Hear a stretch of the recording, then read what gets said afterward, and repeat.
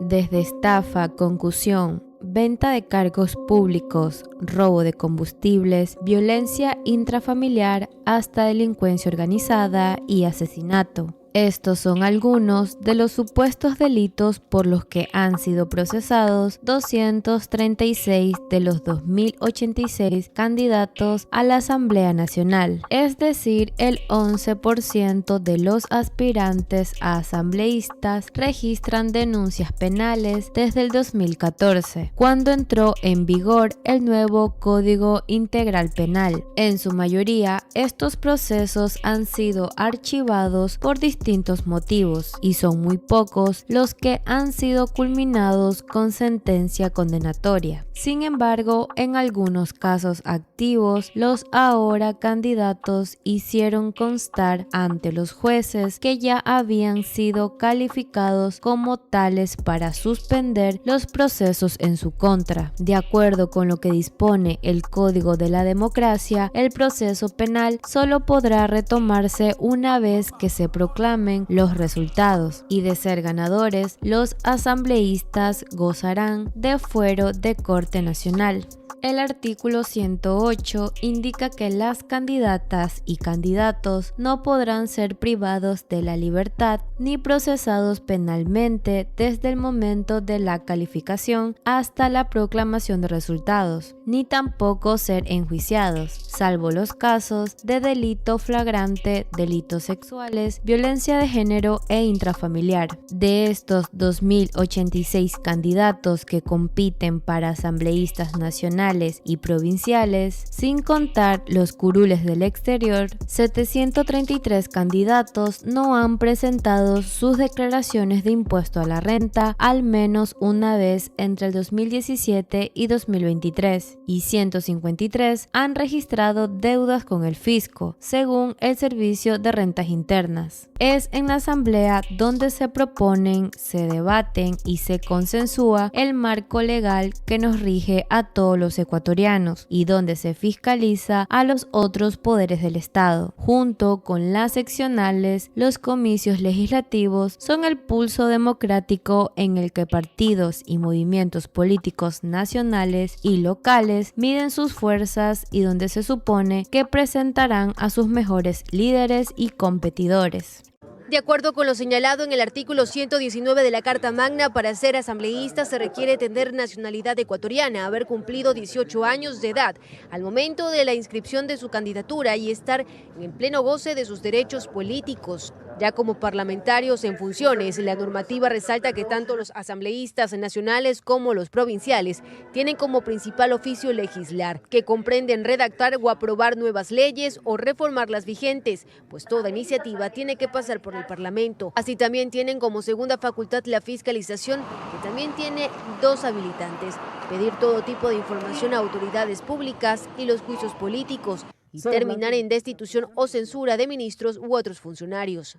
¿Pero qué no pueden hacer los asambleístas? Pues la lista no es corta y también está reglamentado. Los legisladores no podrán desempeñar ninguna otra función pública o privada si ésta fuere compatible con su cargo. Tampoco pueden tramitar o recibir recursos del presupuesto general del Estado, salvo los destinados al funcionamiento administrativo de la Asamblea Nacional. Así también no pueden gestionar nombramientos de cargos públicos ni celebrar contratos con las entidades del sector público. Dentro de sus atribuciones tampoco se encuentra la ejecución de obras básicas o de naturaleza similar, y según el artículo 127 de la Constitución, los asambleístas serán responsables de sus acciones u omisiones en el cumplimiento de sus deberes. Además, están obligados a rendir cuentas a sus mandantes. El proceso electoral del 2025 marcará un récord histórico desde el retorno a la democracia en Ecuador por el alto número de candidatos a asambleístas para ocupar las 151 curules del legislativo. Esta investigación, liderada por Fundamedios con el apoyo de la Fundación Periodística Sin Cadenas, en la que participaron 38 periodistas. De acuerdo con los archivos de la Función Judicial, 230 236 candidatos han enfrentado procesos penales desde la vigencia del Código Orgánico Penal en el 2014. En al menos 6 casos, según las consultas realizadas en la página web, los candidatos han detenido el avance del proceso por su postulación electoral. El primero en hacerse público fue el del caso conocido como Metástasis, pues Armando Flor Izaguirre fue llamado a juicio pero no pudo ser juzgado por ser candidato en la lista nacional de asambleístas.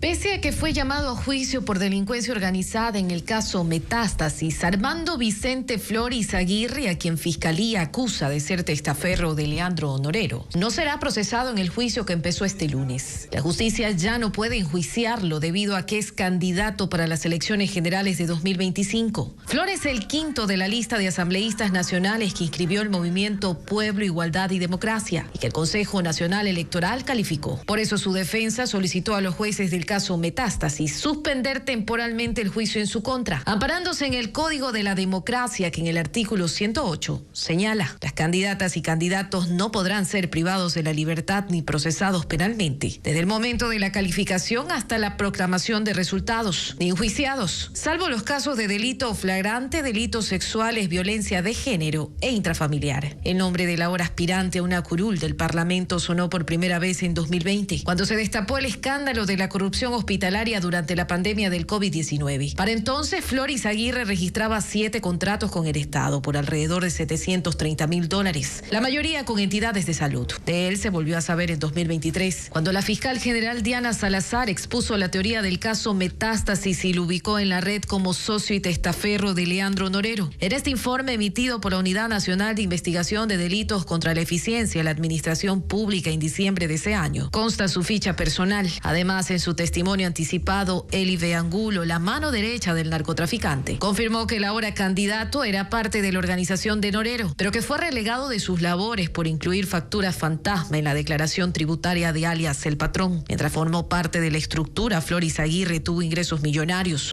Sin mucha sorpresa, la investigación realizada por esta alianza periodística también constató que muchos candidatos a asambleístas no han presentado su declaración de impuesto a la renta al menos una vez en el periodo analizado, que va entre el 2017 y 2023. Y ustedes se han olvidado de algo: hay 2.089 ciudadanos que están inscritos como candidatos a la Asamblea Nacional. ¿Saben quiénes son? Asumo que no, pero una investigación de Fundamedios con una red de medios, incluida Radio Centro, nos muestra las credenciales de algunos de ellos. Por ejemplo, 236 registran denuncias penales por supuestos delitos que van desde estafa y violencia de género hasta peculado y enriquecimiento ilícito. También figura una investigación por asesinato y hay un candidato que ha sido llamado a juicio en el caso Metástasis. Pero la justicia tendrá que esperar hasta que concluyan las elecciones generales de este 9 de febrero. Lo cierto es que la Revolución Ciudadana, con 24 casos, es la organización política con mayor número de candidatos que han enfrentado procesos penales. Por otro lado, 320 candidatos no han tributado nunca y 153 tienen deudas pendientes con el SRI.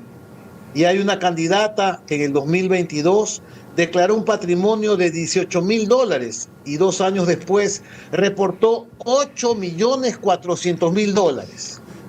En fin, los electores deben darse un tiempito para leer el informe completo elaborado por Fundamedios sobre la hoja de vida de los candidatos.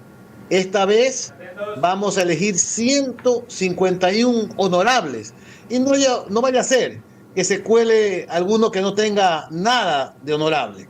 Es indudable que el oficialista Acción Democrática Nacional ha logrado ampliar su presencia en todo el país para estas elecciones del 2025, tal como en su época lo hizo también desde el Palacio de Carondelet Alianza País, ahora reconvertido en Revolución Ciudadana. ADN presentó listas en 31 de las 32 jurisdicciones del país y la RC sigue manteniendo presencia en las 32 jurisdicciones, pero con 9 alianzas concretadas en la lista de asambleístas nacionales. Las encuestas anuncian una polarización entre ADN y RC para la elección presidencial, por lo que seguramente estos serán los mayores bloques de la Asamblea Nacional. Pero, ¿qué queda de los partidos considerados tradicionales desde el retorno democrático del 1979? En realidad, solo 4 se mantienen como jugadores importantes: el PSC y el Movimiento Popular Democrático, también el Partido Social Ecuatoriano y la Izquierda Democrática. En el cambio de siglo, entre 1995 y 2006, irrumpieron Pachacutic,